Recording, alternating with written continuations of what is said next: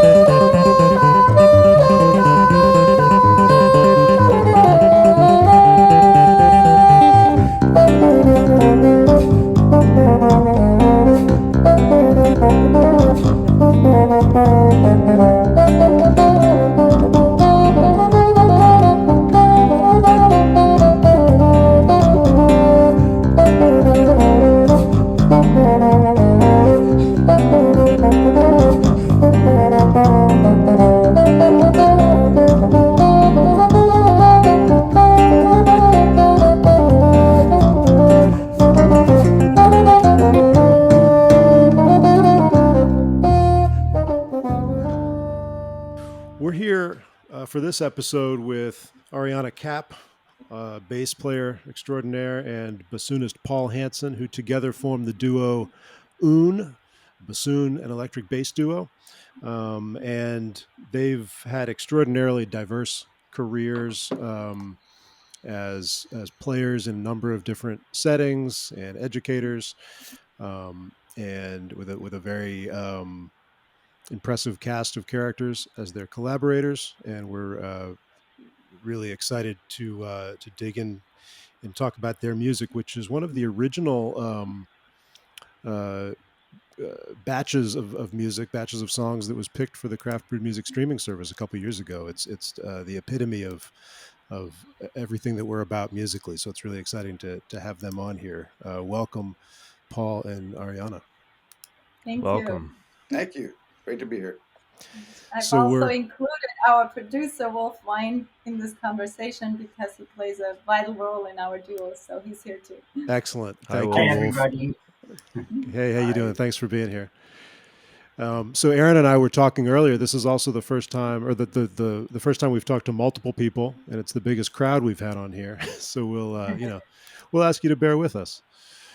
But as I mentioned, this music captured my ear immediately as being different and wonderful and exciting, and I think I even said to Ariane, however we met, whenever that was, that this doesn't fit neatly into any slot, but I want to work with it, and hopefully we'll find things to do together, and Craft Brewed Music became the first of those things. So we wanted to talk first about how this came to be. What was the impetus for a bassoon and electric bass duo? Well, I'll give my side of the story and jump in. So I came back from a short stint with Cirque du Soleil and was finding myself in a situation where I had an opportunity, like turning challenge into opportunity, let's put it that way. So I needed to find something to motivate myself musically and come up with something creative. And I had for many years tinkered a little bit with solo bass, thanks to cats like Steve Lawson, Michael Manring, Victor Wooten's solo bass playing. Jeff Schmidt also has had a big influence on me.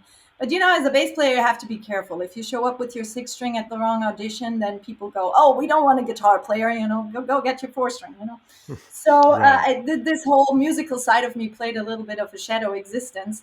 And when I met Paul, who came highly recommended as a contact from our friend Derek Jones, fantastic bass player out of Las Vegas, he said, "You gotta check this cat out. You gotta check this cat out. He lives close to you." And so Paul and I met, and immediately after hearing Paul play, I thought, if I have an eclectic side, this would be a good place to unpack it. And started playing a few of the riffs that I've been working on, and Paul started improvising over it, and we were immediately taken by the freshness of the sound, by how compatible we were in terms of our love for different styles, from Bach to modern styles and jazz and rock, and it was just there was just an openness and a love for creative exploration. And to me, Paul was just an absolutely amazing musician to play with. I mean, to just learn and express myself and give him room to do what he does. And so I was immediately just really taken by the sound. So that was the beginning for me. Paul, do you want to Yeah, jump? thanks, Ariana. That's very similar to my experience where I'd been in living in Japan for 4 years, playing an amazing gig where I got hired. They were looking for a woodwind instrumentalist who could play all styles and improvise and stuff. And so I'd had this really amazing job, which is kind of a golden, what's it called? It's like a handcuffs, I guess, golden handcuffs, because really great playing gig. My whole family lived in Japan for 4 years. My kids started speaking the language, but we knew it was going to be over at some point. And then they had the earthquake about 10 years ago, the big earthquake and tsunami and nuclear disaster, and that kind of led to the end of 2011. We're coming back home, so I'm coming back home, and I always thought of want to get back in the Bay Area. I want to do something, a new group. I want to form something because I can't really form something playing 380 shows a year over in Japan.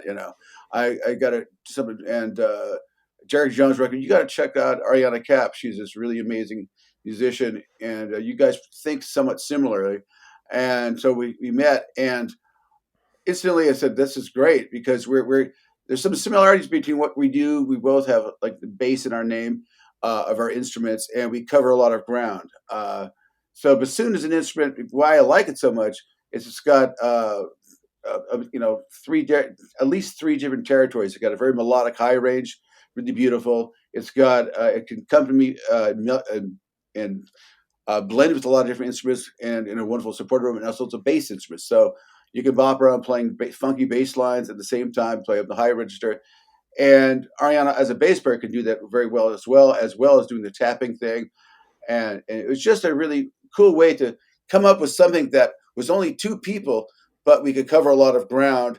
And part of the excitement was, how are we going to work this out? How is what these limitations that we have? How are we going to make this into some kind of musical conversation? And it just played out really well, and it's very exciting. And we got a really great start, and we came up with our great name and play gigs and stuff. So that's kind of how that happened, and yeah, that's how that happened. Do you think you guys were both in a place where you were looking for a duet or something that had the collaboration but also the space? Yes, definitely. And as for me, it takes a lot to commit to a band, like ideology and thought, like really working together. You're doing it for the music, you're and the more people involved, you have to have that same kind of commitment. You got to have to really be there. And Ariana was definitely really there, and I was doing. It's just somehow it just creates this kind of a conversation and musical relationship that's interesting to people. It brings people in, and I thought, that was the thing with the space is cool because bassoon is an instrument that it's nice to hear some space around because you always hear it in like a concert hall with little reverberation around it or what have you. Uh, it, for me, it was a combination of that and just at the right time to do something where you could really work on something that could be handled well. We could go out and just you don't have to call. Can five people do the rehearsal? No. Okay. Well, we can. No, we can do the rehearsal. We just want to call the other person. That's it. So that definitely played that pragmatic role. Definitely played part of it. And musically, it's definitely a great conversation for sure. So was there a bar that had to be cleared as far as let's try this thing and see if it works, and then it becomes a band and we do a record, or was it Was there a period of time where you were kind of feeling all that out, or did it seem pretty instantaneous? It felt pretty good for me. I'm talking fast, so I'll let Ariana answer this, but it felt pretty right off the bat to me. I said, "Oh, this is really cool. This is, this is a lot of fun." I mean, Ariana, you go ahead on that one. To me, I was so um, just taken by the range of this instrument and by the what Paul does with technology and what just the different roles that he could take and I could take, from grooving to chord playing to melodies to putting in a looper and delay pedal. I mean, it was like every rehearsal to me with Paul was like a lesson or 10, because I was just, oh, wait a minute, let me try this with the delay pedal, and so it was super super inspiring. And then I think after the first couple of tunes, Paul, we were pretty sure we wanted to do a record. Oh, for sure, And no doubt. yeah, and just keep going. And one thing that we also noticed, that when we did shows, we had people of all ages. We would play these kind of odd gigs in the beginning, like at a furniture store. Remember that, Paul? Yep, Like an antique store, and because we're just two people, you can put us in the somewhere. We don't need a ton of gear. We don't need to be loud. We work great with natural reverb. So we had all sorts of gigs, and we saw that there were young people, there were older folks, there was like this whole gamut of people that would kind of just stop and listen, because it's also this thing, we are only two people, but once we kick in our effects and we kick in our the Paul lays down a loop or something, it hits you in the gut. It's a pretty Yeah. powerful instrument, especially when the bassoon goes up and down all these ranges. And then we were lucky to have Wolfgang on our side, oh, because definitely. he's my husband as well as partner in music of many things, and he was excited also with the possibilities. He's a composer, so he uses instrumentation and thinks very musically, and he saw all sorts of possibilities for OoN as well, that I think we were just sort of discovering as we went along, right, Paul? Yeah, it's just a chance to really work on something and see if we could do certain things. It's like, you can always get a keyboard player, you can always get a guitar player. And it's nothing wrong with all that. This is fantastic music, or it's just any kind of thing. But there's always ways you could make something easier with more instruments. Like, okay, I figure out a way to represent this chord in such a way that you hear the tonality of this bar here. But if Mhm. you only have two people, you got to figure that out, and it's kind of the fun part of it, because it's something we're going after. It's like, in rock and roll, I suppose, like trios, like power trios or something like that, where you know the limitation is also like how would you put that together? I guess on a macro level, a group like Rush or something like that, it I was just just thinking of somehow, Rush. yeah, or something like that, or just to certain things like I often, it's just the space around the instrument is what can you get to, and try to find a way to bridge that gap in a creative way that you know keeps you inspired. And this also because you see the conversation we're having. We're often, sometimes we really pare it down and just do something extremely simple where the instrument Ariana plays, not only she can play bass, but she plays, with right hand tapping or chords or something in beautiful patterns. And it's, I don't know if it's pianistic or whatever, it's its own thing. But it's like a conversation between some supportive musician and someone playing the melody. And it's just a conversation like you see in a chamber music concert. And I can do the same. I can play ostinatos and she can play melodies. And it's great. I love playing ostinatos. I love being part of a band like a rhythm guitar player. And other bands I work with, they'll give me a tune, they give me a tempo, and I can do a hawk a delay for this tune at this tempo, whatever. I love not just being the horn player, last hired first fired kind of thing. I like the being in the guts of the band, Yeah. and integral part to everything, without overdoing it, being supportive at all times, hopefully. Well, and you both do that. You both play your instrument's traditional roles, I guess, if you will, and then flip, and do Yeah, the thing that's the exactly. opposite of that. Yeah. Yeah.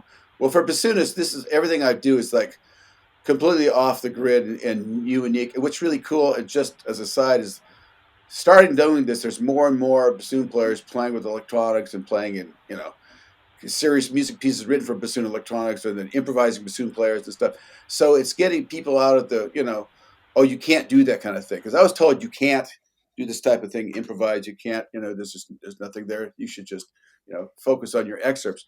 So, I don't know about bass too. Probably the same thing for bass. You're only supposed to play, 1 and 4, or go to the bridge. I mean, you want to do it musically, right? You want to do it musically, and I think that's what we're all after. But it is possible for sure. Yeah, well, I think for the average listener out there, or even for I consider myself a more adventurous listener. When I hear the word bassoon, I still think Prokofiev and the grandfather being grumpy. Yep. Which doesn't do the bassoon a fair shake. And I'm curious for you to elaborate on that a bit more. Do you feel like you're searching to carve out an identity for the bassoon, or is there just such a vacuum that you feel you can do anything you want? Well, it's very interesting. Sometimes it's amazing what you work for. It actually happens in life. I mean, when I started out, like 40 years ago, it's like, I want to play electric bassoon. I love Jimi Hendrix. I would put a microphone down the bassoon and get a Wallensack reel-to-reel tape recorder that had a great preamp in and put it into a huge amp. I did crazy things. And I try to get more direct. But I just was very stubborn about it because something I really heard in my head and I really want to make it happen. I was just like, I wasn't going to be deterred. I was going to learn how to play the instrument. And lo and behold, as I went on, I found out that I was not the only person who had been doing certain things like this. I found, if there's a person named David Wells, he's a professor at Sacramento State who had done a lot of archiving of old jazz bassonists and things like that, who played off the grid and stuff. Maybe not to the extent that I had done with electronic and stuff, but there had been some. So when you see more and more people doing it and they're really enjoying it, have a great time. For example, a friend of mine who's principal bassoon of the Indianapolis Symphony Orchestra just played at the Indiana Pacers basketball game, playing the Star Spangled Banner on electric bassoon. And it was like, oh, cool. It's a mainstream. He's playing it. He's soloing. He's doing it in front of, 5,000 people at COVID style. But, so it's just less weird than it ever was. I mean, we are talking about a subgroup of musicians, we're not talking about, rappers or the hip hop world, something like that. Although there are some hip hop bassoonists that are really cool. And it's just so nice to see that other people are, hearing the same kind of things I'm hearing and doing. So I feel good about it. That's for sure. That part of Serpentique where you throw on the overdrive and you start playing this very rock and roll guitar-esque solo absolutely floored me as someone who's been, like many guitar players, searching for that tone you've been looking for years. I'm like, I think like he found the tone we've all been looking for, but with like better vibrato and more sustained somehow. It's funny because there's been a few times where I've done that stuff, and I love doing that stuff. In fact, I have some YouTube stuff that's more like, just during the pandemic, really, got together with some friends and did some things where, did that kind of thing. Some I would say like math metal type of stuff, whatever. And it's just real fun because that range of the instrument is similar to a guitar in ways where you can play down low, like on a low E on the guitar or whatever. And, kind of riff around on lower strings or something. But the bassoon, overdriving that very sweet sound, there's a lot of tonal possibilities. And so I think I've honed it in more and more. But yeah, it's a lot of fun, and I enjoy doing that. And it's also fun to see others doing it too. It's great. So if only guitar players knew that it was as simple as learning to play bassoon. I know. I would have given up this thing long ago. Wow.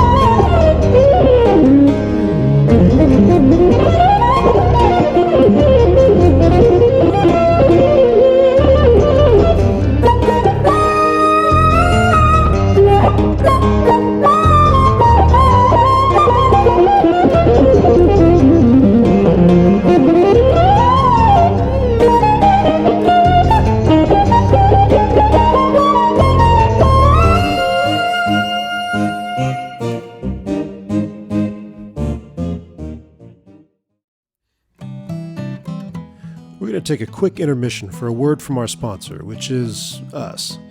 Craft Brewed Music is a curated streaming service that streams better music for serious listeners. Sometimes we hear that people want to hear more of the songs we play on the podcast. There are a couple of ways to hear more Craft Brewed music. You can download the app from the App Store or Google Play and get a free trial. Or you can become a patron of the podcast on Patreon, linked in the description of each episode, and get exclusive bonus episodes containing extra music and a sampling of our other artists. We'll help you discover music off the beaten path so that you become the person your friends turn to for recommendations, and we split our income with the artists. Craft Brewed Music, better music for serious listeners. To hear samples and find out more about us, visit craftbrewedmusic.com. Question for Ariane. I noticed you said when you were talking about meeting Paul, you said if there's an eclectic side of myself, this would be a good person to explore that with or unpack that with. Mm-hmm. It's hard. So are you saying that you didn't know whether you had that eclectic side and had not delved into it prior to that? Or am I misunderstanding that? Well, I mean, in a band situation, you're called for very specific purposes. You're called to groove, lay down a groove, hold it, hold down the lower side of things. And I've always enjoyed doing that. I mean, I'm happy grooving in the corner all night. That's perfectly fine. But there was always this interest of what other possibilities of sound you can explore with this instrument, especially when you listen to Michael Manring or people who tap or use effects. And that was always interesting to me, but I didn't quite know what to do with it. I dabbled a little bit in solo bass, but that felt a little lonely at times, and there's a lot of responsibility on your shoulders. And then you can also get a little bit tired of the timbre, even if you use a lot of effects and try to keep it varied using loopers and what have you.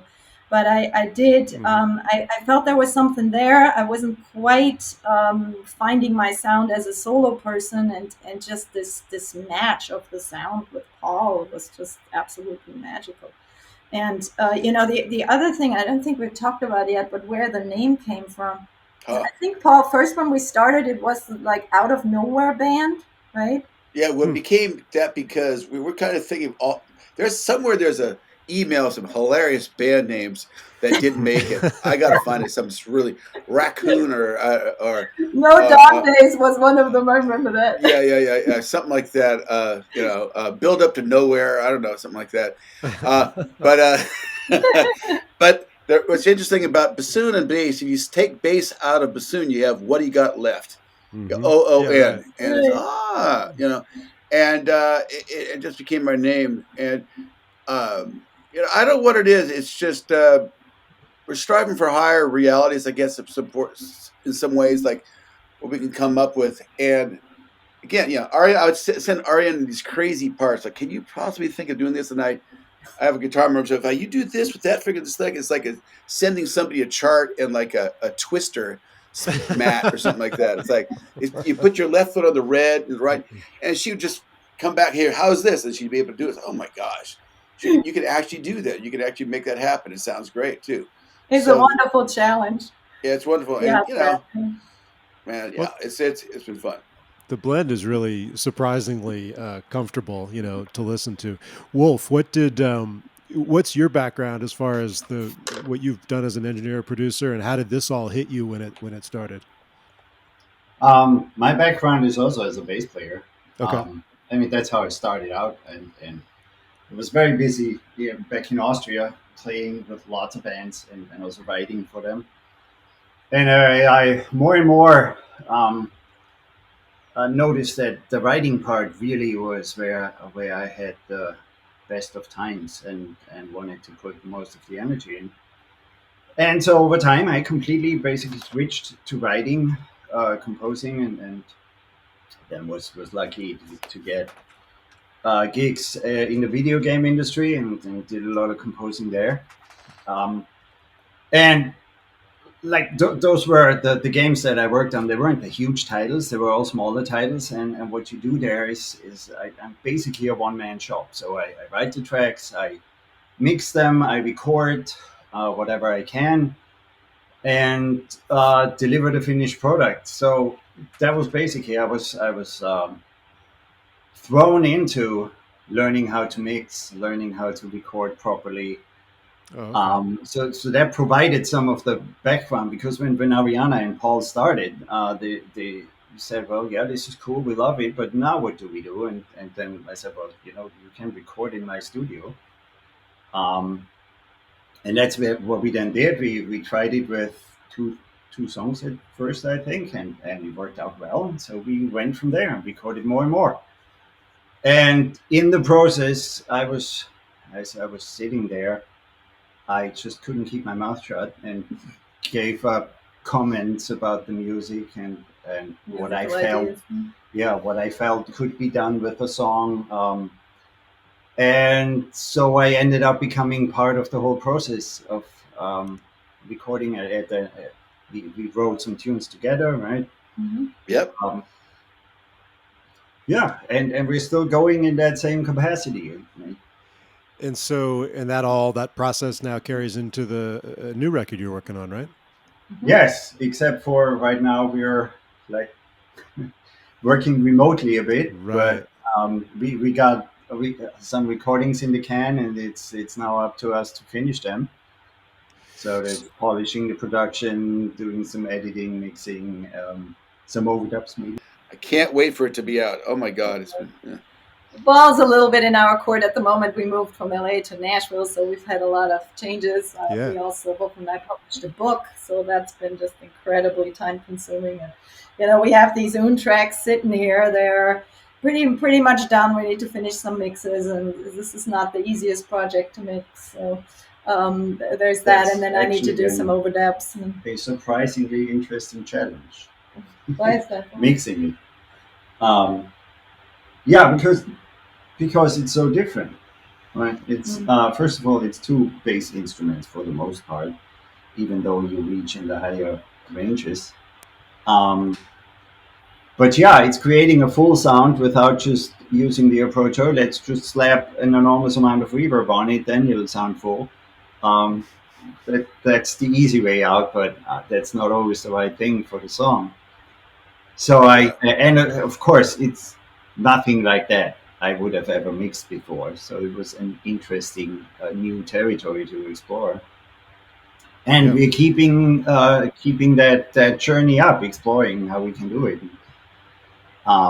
We're not holding back also with using effects that you probably will have a challenge using live. Some of them there's some special reverbs and stuff. But hey, I mean, that's one thing that we decided for this new recording is there's going to be live playing and there's going to be studio production, and we don't want it to be completely disconnected, but let's not hold back to use possibilities that we have with the studio here. Yeah, Mm-hmm. There's some lovely tunes that I can't wait for people to hear that I think we both wrote that are just. Yeah, there's kind of a classic. I don't know. I wouldn't say there's a classic template, but we kind of have a few of them. And there's things that are more similar to the line of Polaris that are just like extensions of what we were doing, and just really feel great to me. It really feel great. I can't wait for people to hear it. Can't wait to perform it. And I think there's some other things that are different than what we haven't done at all before. And so definitely excited about when it comes out. And now that we're getting into this pandemic, I think that day is drawing closer. So definitely looking forward to it.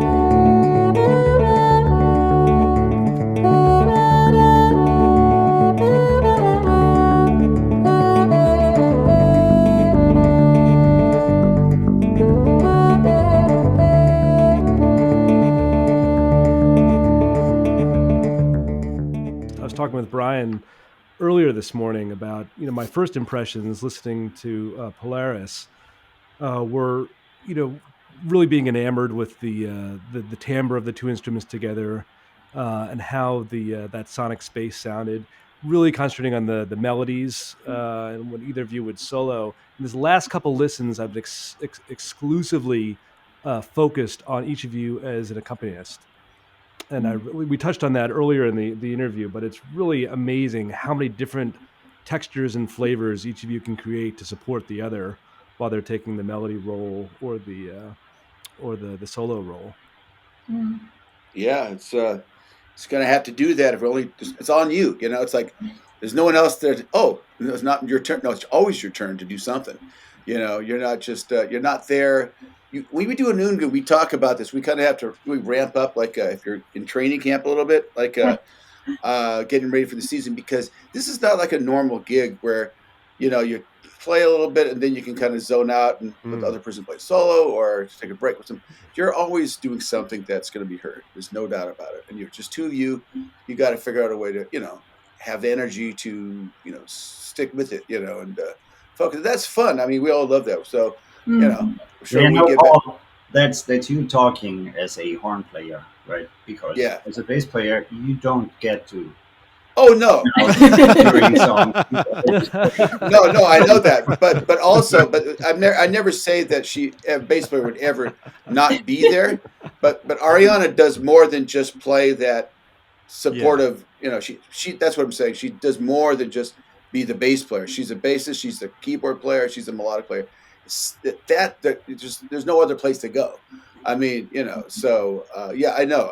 Horn players, we do take breaks, and also to return the compliment, so do you. I mean, you get to do things. I think that's also what makes this interesting for both of you as musicians. You get to do things that you're just not going to get to do anywhere else. Right, exactly. And explore possibilities like all this stuff, like stuff with the harmonizer, for example, where you provide the harmony so that Ariane can play a single note line. Right. It's and I enjoy it too. Yeah, and as we have experienced also in the last recordings, one of the challenges for both of you is to come up with creative ways to create this accompaniment or the melody or how things work together, because it's easy enough to repeat the same formula over and over. Yes, that's true. But then, well, what else can we do, right? And experimenting and stuff. And so it's quite rewarding and challenging.